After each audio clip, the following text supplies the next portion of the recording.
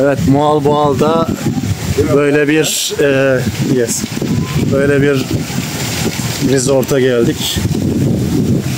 Etraf böyle. Burada deniz karşımızda. Okyanus. Çok güzel bir yer arkadaşlar.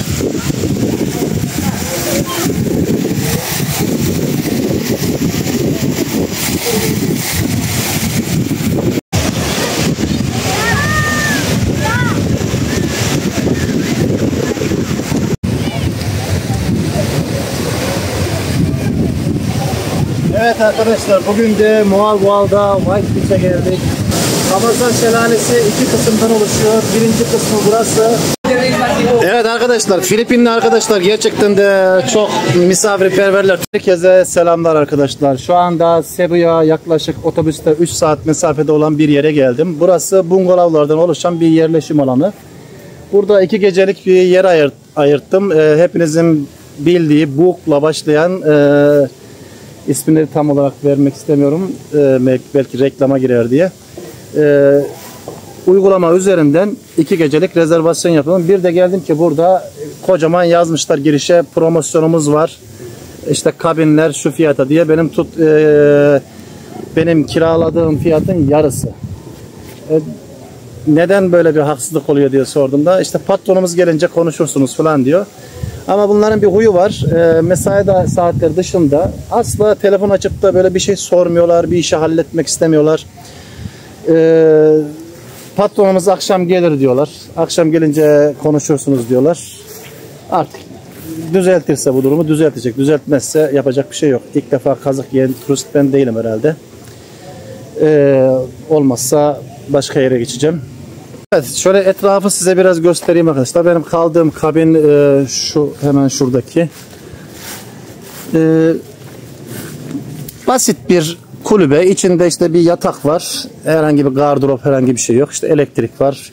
Banyo, tuvalet şurada paylaşımlı.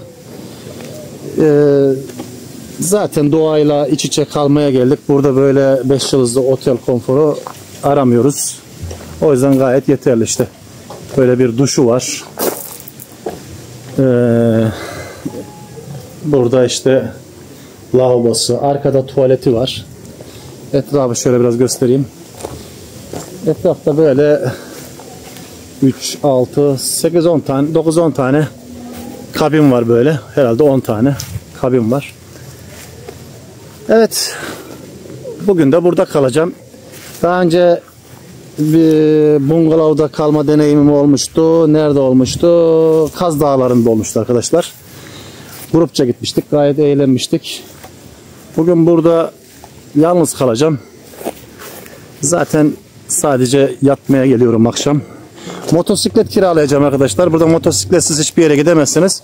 Ama şöyle de bir durum var. Bu Mualboal denilen bölgede bu yerel halk tekel oluşturmuş. Yani böyle çok fazla alternatif. Bir iki kişi motor kiralıyor. Onların dediği fiyatı kabul etmek zorundasınız. Onların şartlarını kabul etmek zorundasınız. Kimliğimi kendisine bırakmamı istedi bir tanesi. O yüzden kabul etmedim, kiralamadım. Bir başka yer eğer kimliği kendisine bırakmadan kabul ederse oradan kiralayacağım. Yani fotoğrafını çekiyorlar başka yerlerde. Bu adam kendisinde kalmasını istiyor. O yüzden kabul etmedim. Evet. Göstereceklerim bu kadar arkadaşlar. Daha sonra bu civarda bazı aktivitelere katılacağım. İnsanlar buraya niye geliyorlar onu da söyleyeyim. Burada çok güzel snorkeling alanları var. Scuba diving alanları var. Kaplumbağalarla yüzüyorsunuz. İşte köpek balıkları var. Onlarla dalış yapıyorsunuz. Bir de ne var? Zipline var. Etrafta şelale var. İşte motosiklet kiralayabilirsem bunların bazılarına gideceğim. Beğenirsem de fazla kalacağım. Ama herhalde kalacak gibiyim. Çünkü yol boyunca harika manzaralar gördüm arkadaşlar. Gerçekten de güzel bir bölge. Şimdilik bu kadar. Daha sonra görüşmek üzere. Hoşçakalın. Bu arkadaşın ismi Oscar. Kendisinden motosiklet kiraladım. Günlüğüne 250 peso verdim. Böyle bir kontrat yapıyorsunuz geldiğinizde. Sürücü belgenizi istiyorlar. Geldiğinizde kendisine selamımı söylerseniz size yardımcı olabilir. Oldukça iyi bir fiyat verdi. Yardımcı oldu sağ olsun.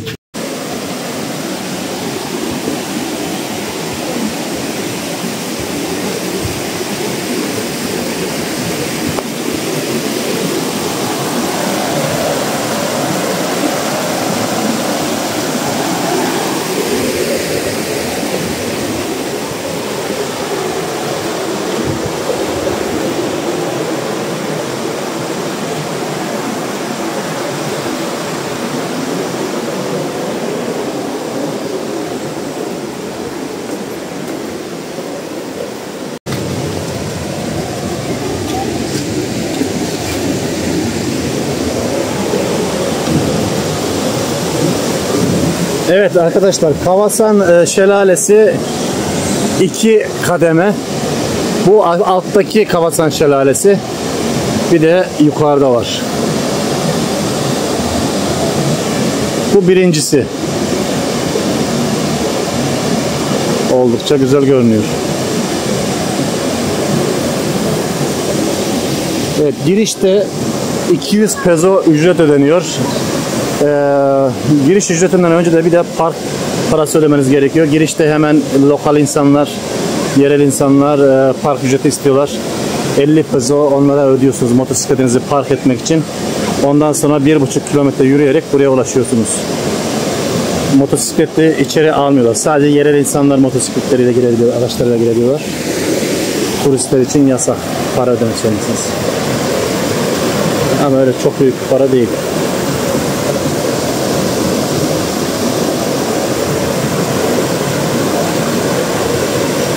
Evet, Kavasan Şelalesi'nin derinliği 7 metre, döküldüğü yerin yüksekliği ise 14 metre. Oldukça derin. Bu yüzden de can yeleği olmadan şelaleye girmenize izin vermiyorlar. Yüzme bilseniz dahi izin vermiyorlar. Can yeleğini zaten ücretsiz veriyorlar. Şimdi biz de alacağız. Hadi bakalım gidelim.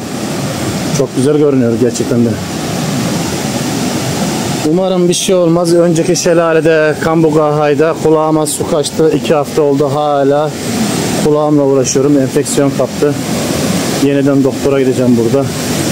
Ve sağlık sistemleri gerçekten kötü ve pahalı. Evet.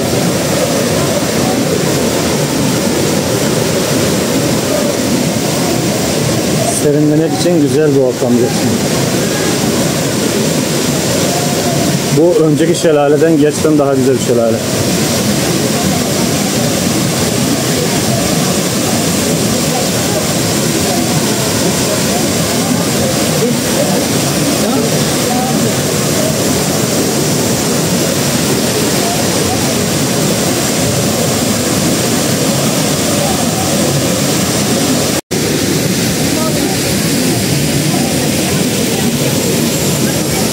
Merhaba arkadaşlar. Bugün Cebus'tayım. Cebus'un güneyinde yer alan Moal Boğal'a geldim. Kavasan Waterfall'un önündeyim. Kavasan Şelalesi 2 kısımdan oluşuyor. Birinci kısmı burası. Bir de yukarıda bir tane daha şelale var. 14 metre yükseklikten dökülüyor. 7 metre derinliği var. Girişte 200 peso ücret ediyorsunuz. Bir de 50 peso motosikletli park ödeyeceksiniz. Sıcaklarında serinlemek için harika bir yer. Evet sevgili arkadaşlar, Kavasan Şelalesi gezim burada sona eriyor. Birazdan eğer gidebilirsem Oseman Peak diye bir yer var. Böyle bir zirve var. Bayağı zorlu bir yol. Dağların tepesine tırmanman gerekiyor motosikletle. Oraya gitmeyi deneyeceğim. Evet, gezinin başında size 2 tane şelale olduğundan bahsetmiştim. Birincisinin bu olduğunu, bir tane daha şelale olduğunu söylemiştim. Görevliye sordum, evet şuradaki yol oraya gidiyormuş ama kanyon turuna katılan ekiple beraber gidiliyormuş. Kendi başına gidemezsin dedi. O yüzden oraya gidemeyeceğim. Selamlar arkadaşlar. Kavasan Falls'ta vaktimi biraz geçirdikten sonra şimdi White Beach'e geldim. White Beach, Cebu'nun en ünlü plajlarından birisi. Burası Moal Boğal'da bulunuyor. Manzara böyle. Gerçekten de muhteşem bir denizi var. Şu kumun rengine bakar mısınız? Adı üzerinde White Beach, beyaz plaj. Ama sarımsı. Bizim Didim Altınkum'un plajı gibi. Gayet güzel değil mi? Gayet de temiz.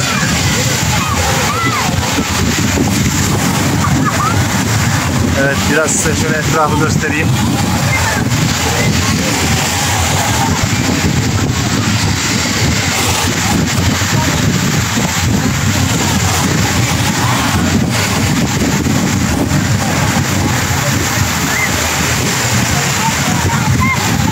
Gerçekten de bu kadar beklemiyordum arkadaşlar. Bayağı güzelmiş ya. Bakar mısınız şu denizin temizliğine, kumlara?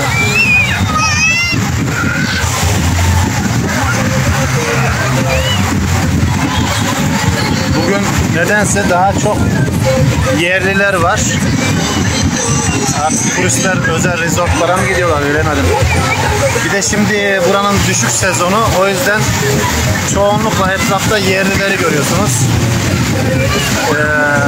Bizim bunların Filipinlerin yüksek sezonu bizim kışımıza denk geliyor. Bu sezonda genellikle etrafta yerliler var. Evet, umarım beğenmişsinizdir. Şimdi ben biraz yüzeceğim. Daha sonra tekrar görüşmek üzere. Hoşça kalın.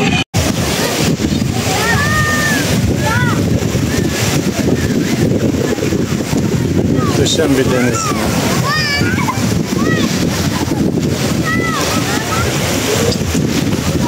Mavinin kaç tonu var. Deniz tertemiz. Kumlar altın sarısı. İsmi White Beach ama kumlar böyle sarı.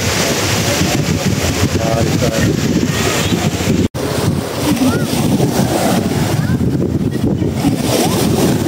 Çok uzun bir plaj arkadaşlar bu White Beach. Nereye kadar gittiğini bilmiyorum açıkçası. Şöyle biraz etrafı dolaşmak istedim. Bakın ya ne kadar güzel. İpek gibi kumları var arkadaşlar. Hiç taş yok. Yumuşacık, suda ılık. Gayet güzel.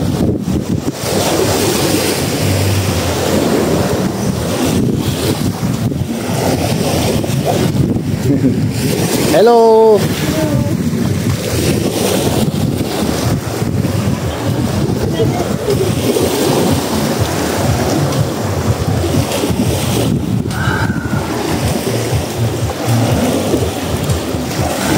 Böyle devam ediyor muhteşem.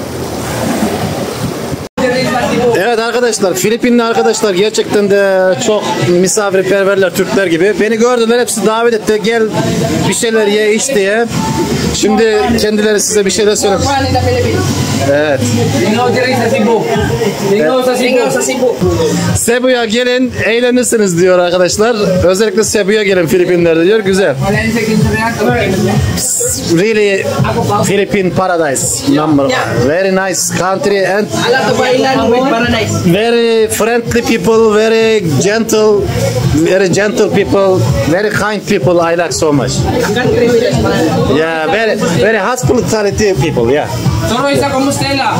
Nami daghan po nito dai paradise dai kuan. I am drinking already. Arkadaşlar bu Filipinli arkadaşlar gerçekten çok cana yakınlar. Aynı bizim Türkler gibi. Gördüklerini hemen davet ediyorlar. Bir şeyler ye iç diyorlar. Ben de kıramadım onları, oturdum. Bana bir sürü yer tavsiye ediyorlar. Özellikle şu arkadaş çok kötü şeyler tavsiye ediyor. Çok kötü şeyler tavsiye ediyor. Bu arkadaş güzel şeyler tavsiye ediyor. Güzel. Bu arkadaş turistik yerleri, gezilecek yerleri takip ediyor. Bu arkadaş kötü yerleri takip ediyor. Cheese. Cheese? Cheese.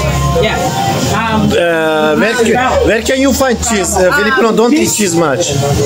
Compostela delicacy is from Carabao. Iseo meant from Carabao cheese. Cheese. Yeah. Filipino likes cheese? Turkish likes cheese too, so much. Filipino likes too? From Carabao's milk. Milk center. So many cheese you product in your town. From today, not so much. Yeah. From Evet. Şimdi bu what is this? Beer ha. Böyle beer. from native Composteliano. They produce they sell native cheese like Iseo. Do you know my province number one about milk product? Milk product? Yes, number one in Turkey. Not pig, milk. Milk. Yes. Yeah. Yes. Hey, where? We are eating cheese so much in breakfast.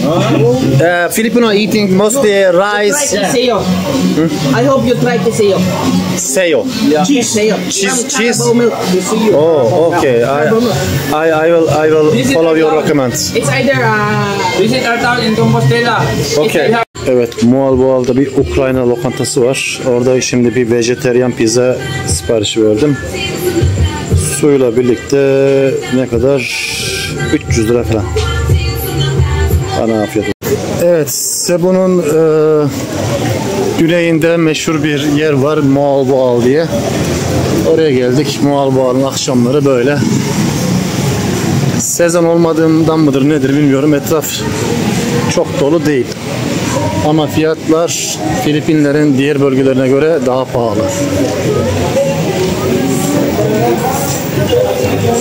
Etrafta turist var ama öyle çok kalabalık değil.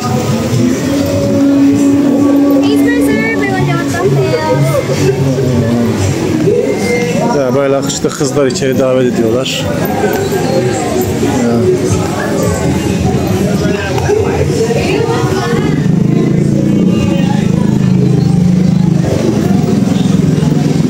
Wow.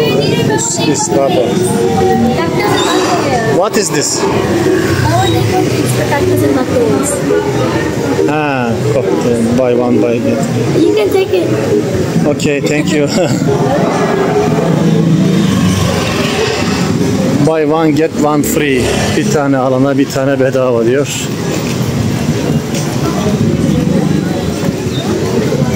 Evet.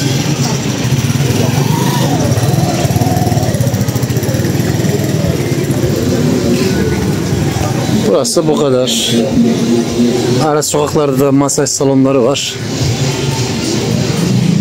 Buraya insanlar genellikle etraftaki aktiviteler için geliyor. İşte scuba diving yapmaya geliyorlar. Etrafta bir sürü şelale var. Köpek balıklarıyla yüzüyorlar. Bir de kaplumbağalarla falan yüzüyorlar. Genellikle bunun için geliyorlar insanlar buraya. Mualboal, Cebu.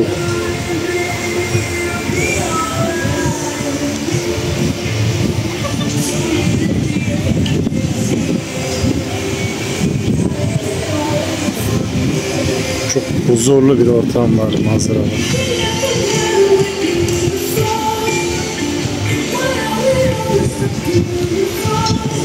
Burası Andis Talisay.